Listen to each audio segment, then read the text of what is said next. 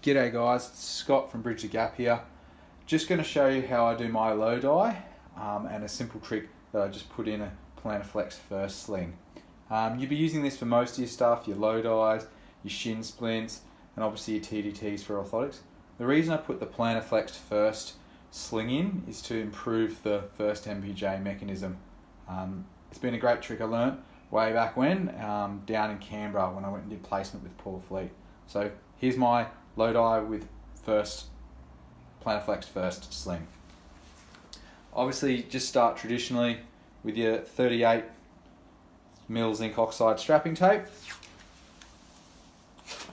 Start just behind the head of the metatarsal. If you cross the head, people can get quite irritated because when they bend their toe, it shears and tears at the skin, so it's not very polite for them. And then whip around, and same thing with the fifth, just behind the head of the fifth, just like that. Then we simply ask the patient to hold their foot at 90 degrees, and we apply our first strip just at the front of the sort of just distal portion of the calf. Now this is the plantar flex sling, so what I do is I start at about the end of the calcaneus, and then I come around the heel and I loop up to the first.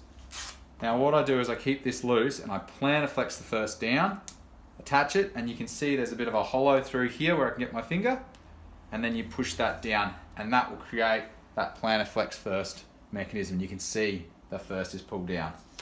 And then it's simply just applying the overlap basics of your normal low die. Now obviously when you do this, it's really important to stay neat and tidy and to be able to do this nice and efficiently in clinic. So try and keep it below the borders of your anchor, because then it will seal off really, really nicely.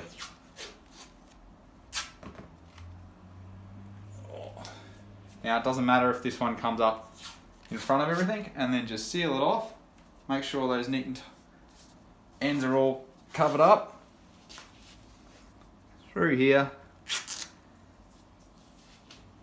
And then my final trick, rather than to get them to stand up,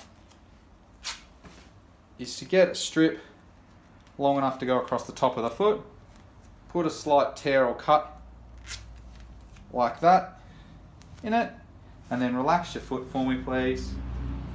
Push up so their foot gets that expansion, and so there's a bit of loose material, and so when they're ready, that will expand for them, and then when they're ready to take it off, they just need to tear that and pull the whole thing off in one go. Thanks heaps guys.